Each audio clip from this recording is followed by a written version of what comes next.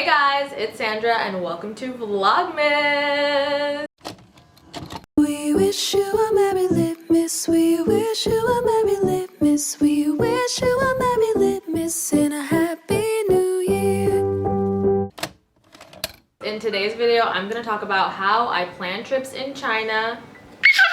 Featuring special guest Charlotte. So today's Vlogmas, I'm going to be sharing with you guys how I plan my trips here in China, dealing with the language barrier, what apps I use, and the best way to go about it all. Before I get into it, I want to mention that I am doing Vlogmas this year, my own special version. So I'll be having a lot of content coming out, so keep your eyes out here on my Instagram and on my TikTok at SanixStyle on everything. Also, little bub is hanging around here, so you're probably gonna see her in frame, out of frame, making noises.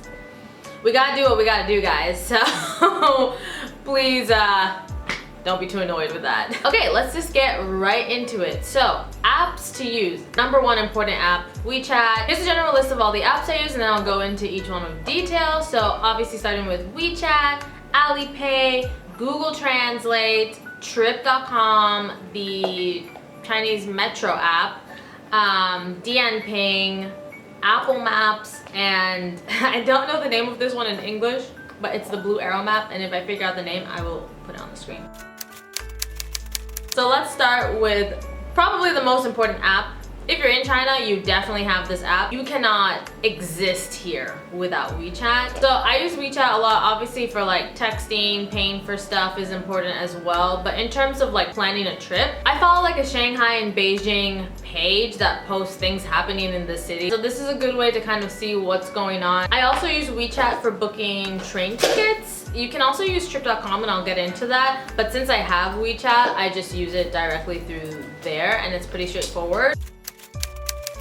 Basically, Alipay is just like WeChat without all the like messaging and video features, but you can pay through that, you can transfer people money through that, you can use it to get like local bus tickets, like transit like that. It's a good option for someone who doesn't have WeChat to have Alipay to pay for things.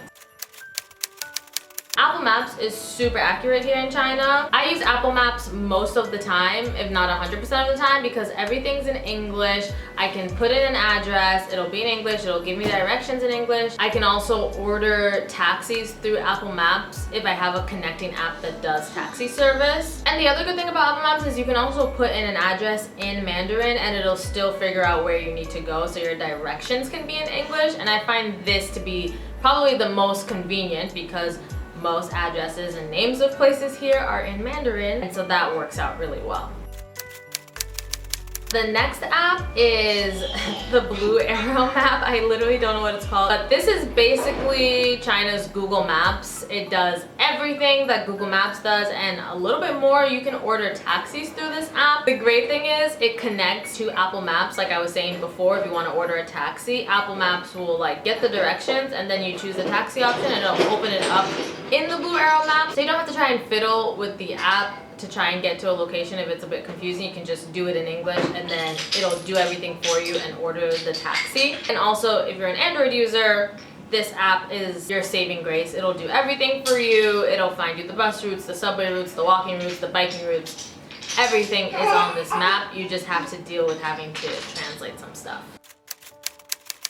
I use this to book literally 100% of everything we do. I use Trip.com to book it because it's in English, everything is verified, and especially for hotels, you know that the hotels in this app allow foreigners, because in China, there's actually a large number of hotels that will not host foreigners, and if you don't know that beforehand, they literally will not let you stay. And the reason for that is not because they just don't want to deal with foreigners.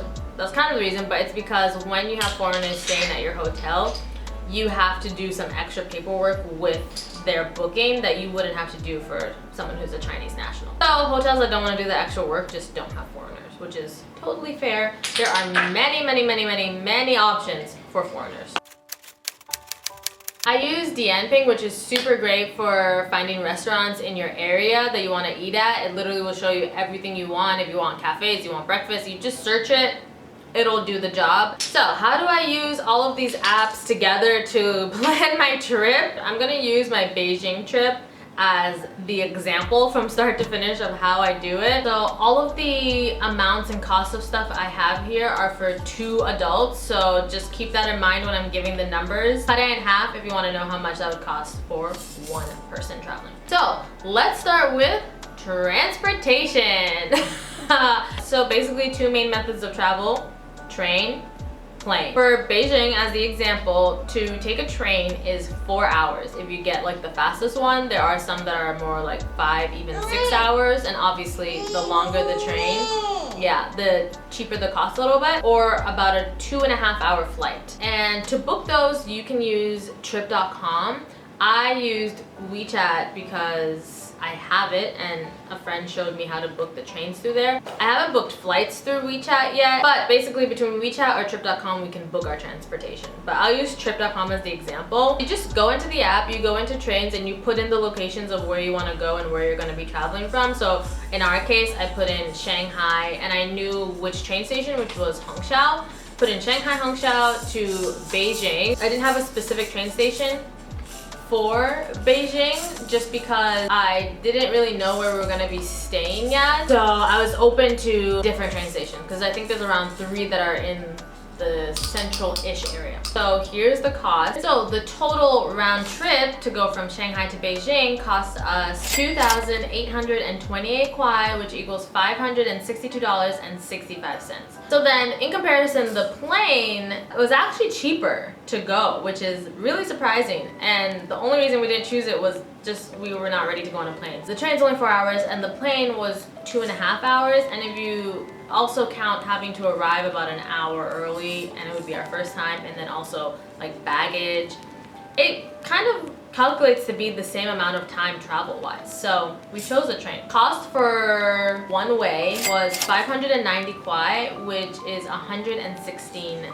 Canadian. We took a lot of taxis throughout the entire trip. I would say we spent about $150 to $200 on taxis. I didn't really calculate it because we took a lot throughout the trip, but that's a rough estimate. We definitely took a few unnecessary taxis that you could have just taken the metro, and that would definitely cut the costs. Taxis are just really cheap here, and sometimes we just give in. For accommodation, I also use Trip.com. I have used Trip.com since we moved here to book all of our hotels because again, we know it's gonna be foreigner friendly. So for the hotel, I just put in like Beijing city center. I looked at the different attractions I wanted to go to just to roughly see the areas, and then that's where I looked. And I was very open to staying anywhere. I wasn't too concerned with having to stay in a specific area because I knew we'd be going to a lot of different attractions. So I just wanted to be at a good hotel for a good price that wasn't too far out. Again, with Trip, it's really easy because everything is in English, so you just put in where you want to stay. You can change up the radius. Like if you put in city center, you can expand. You put in your price range, bada bing, bada boom. You look at what the options are and you pick what you want. So we happened to pick the Novotel Beijing Xinqiao, I believe is how you say it. So we went for 5 nights and 6 days, and this cost us 2,707 RMB, which is $533.90. So that averages at about 106 Canadian a night, which is not bad. It's definitely on the, I would say, pricier side, but I don't really think so. I feel like hotels can be even more expensive, and we had like a nice room. It was a king size bed, lots of space, and it also came with like a crib for Charlotte, which maybe doesn't sound like much, but here in China this is not very common to have cribs come with the hotel. So we also usually pay a little bit more to stay at a bigger hotel because they have that accommodation. If we didn't need the crib, I could have probably cut the cost of the hotel